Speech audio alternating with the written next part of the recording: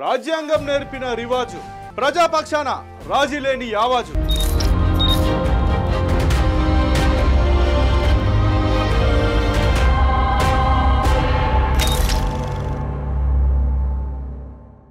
నమస్తే, four sides TV out side కార్యక్రమానికి స్వాగతం. నేను విజయ్. దేశం వెలుపల ప్రపంచంలో ఏ మూలన ఏ ఘటన జరిగినా సరే దానిని మీ ముందుకు తీసుకొచ్చే కార్యక్రమమే అవుట్ సైడ్. అమెరికాలో 100, 200, 300 ఏళ్లు బ్రతికిన వ్యక్తుల రికార్డుల విషయమై ఇవాల్టి అవుట్ సైడ్ సిద్ధంగా ఉంది. మరింకెందుకు ఆలస్యం, వెంటనే అవుట్ సైడ్లోకి ఎంటర్ అయిపోదామా?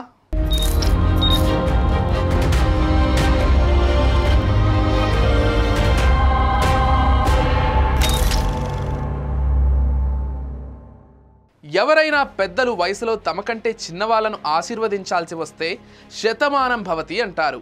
అంటే నిండు నూరేళ్లు జీవించండి అని అర్థం. సహజంగా దీనిని మించి ఆశీర్వదించడం ఉండకపోవచ్చు. సగటు మనిషి జీవితకాలం 100 ఏళ్లుగా భావించి ఆ విధంగా ఆశీర్వదిస్తారు.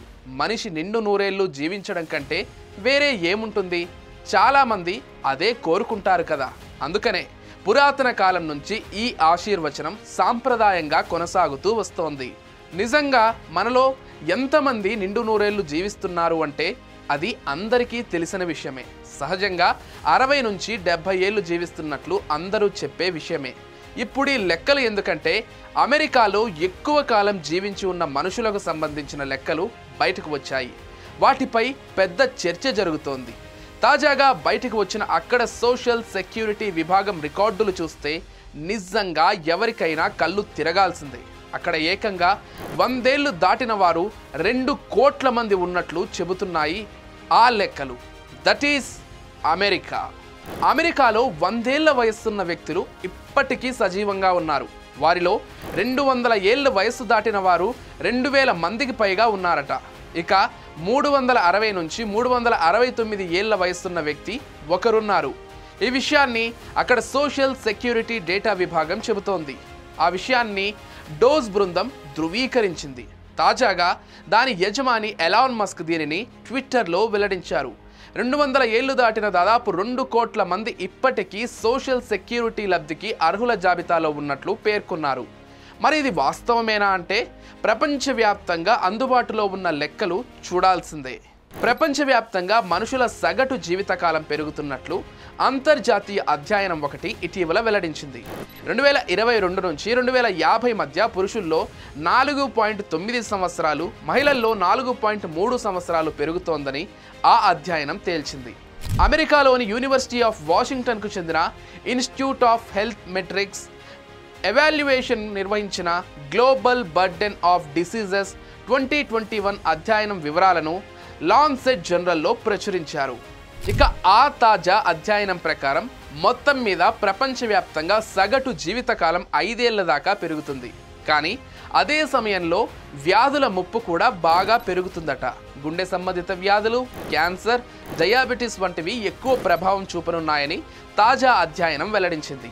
ముఖ్యంగా స్థూలకాయం, అధిక రక్తపోటు వంటివి బాగా వేధిస్తున్నాయని అధ్యయనం హెచ్చరించింది. ఆరోగ్యకరమైన జీవనశైలిని అలవర్చుకోవడం ద్వారా ఈ ముప్పును వీలైనంతగా తగ్గించుకోవచ్చని మాత్రం సూచించింది. ఇంకా ఆ అధ్యయనంలో తేలిన విషయాలేంటంటే, 1. సగటు జీవితకాలం పురుషుల్లో 5 ఏళ్లు, మహిళల్లో 4 ఏళ్లు పెరుగుతుంది. దీని ప్రకారం స్త్రీలలో 71.1 నుంచి 76 ఏళ్లకు, పురుషుల్లో 76.2 నుంచి 80.5 ఏళ్లకు పెరుగుతుంది. Point number 2. పూర్తి ఆరోగ్యవంతమైన జీవితకాలం ప్రపంచవ్యాప్తంగా సగటున 2.6 ఏళ్లు పెరుగుతుంది. ఇది 2022లో 64.8 ఏళ్లుండగా 2050 నాటికి 67.4 ఏళ్లకు చేరుతుంది. ఇక ప్రత్యేకించి మన దేశం విషయానికి వస్తే మన దేశంలో 2050 నాటికి పురుషుల సగటు జీవితకాలం 75 ఏళ్లకు కాస్త పైకి, మహిళల్లో 80 ఏళ్లకు చేరుకుంటుంది. అదేవిధంగా ఆరోగ్యవంతమైన జీవితకాలం స్త్రీ పురుషులు ఇద్దరిలోనూ సమానంగానే ఉంటుంది. 2050 నాటికి 65 ఏళ్లు దాటేదాకా ఆరోగ్యంగా జీవిస్తారు. GBD 2021 అధ్యయనం కోసం ప్రపంచవ్యాప్తంగా 11,000 సంస్థల సహకారం తీసుకున్నారు.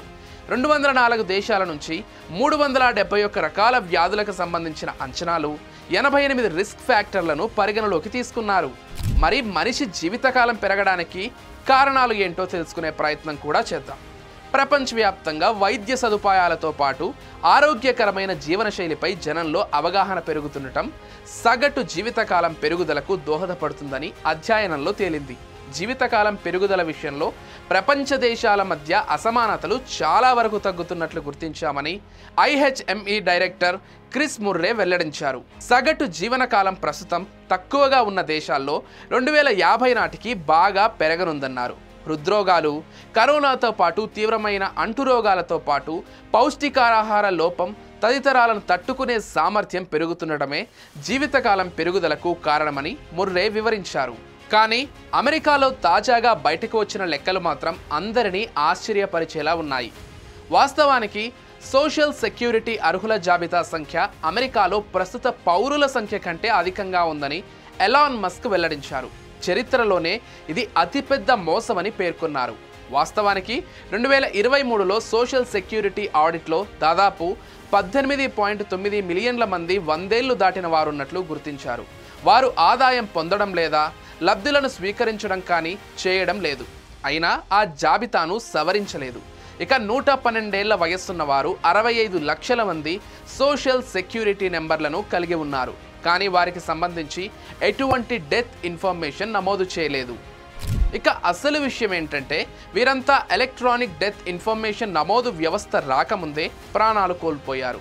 వాస్తవానికి భూమి మీద కేవలం 35 మంది మాత్రమే ఈ వయస్సును దాటిన వారున్నారు. ఇక జనాభా లెక్కల ప్రకారం అమెరికాలో 100 ఏళ్లు దాటిన వృద్ధుల సంఖ్య కేవలం 86,000 మాత్రమే. ఇక అమెరికాలోని సోషల్ సెక్యూరిటీ అడ్మినిస్ట్రేషన్ ప్రజలకు చెందిన రిటైర్మెంట్, వైకల్యంతో బాధపడే వారికి సంబంధించిన ఆదాయ మార్గాలను సమకూరుస్తుంది. ఆ లెక్కన అమెరికాలో ట్రెజరీ డిపార్ట్మెంట్ నుంచి చెల్లించిన $4.7 ట్రిలియన్ ట్రెజరీ అకౌంట్ సింబల్ లేదని డోజ్ అధిపతి ఎలాన్ మస్క్ పేర్కొన్నారు. దీంతో ఆ నిధులు ఎటు వెళ్లాయో గుర్తించడం దాదాపు అసాధ్యమని తెలిపారు. అంతేకాదు, వాస్తవానికి ఈ కోడ్ వాడటం ఇప్పటి వరకు ఆప్షనల్ అని వెల్లడించారు. కానీ తాజాగా డోజ్ ఈ విషయాన్ని గుర్తించడంతో టాస్ కోడ్ వాడటం తప్పనిసరి చేసినట్లు మస్క్ ఎక్స్ వేదికగా వెల్లడించారు. ఇటీవలే ట్రంప్ కార్యవర్గం మస్క్ నేతృత్వంలోని డోజ్కు ట్రెజరీ డిపార్ట్మెంట్ సమాచారం చూసేందుకు యాక్సెస్ ఇచ్చిన విషయం తెలిసిందే.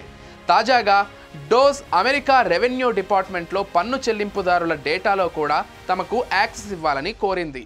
ఇది లభిస్తే మాత్రం అమెరికాలో పన్ను చెల్లింపుదారులు, బ్యాంకులు, ఇతర సున్నితమైన డేటా మొత్తం డోజ్ చేతికి వస్తుంది.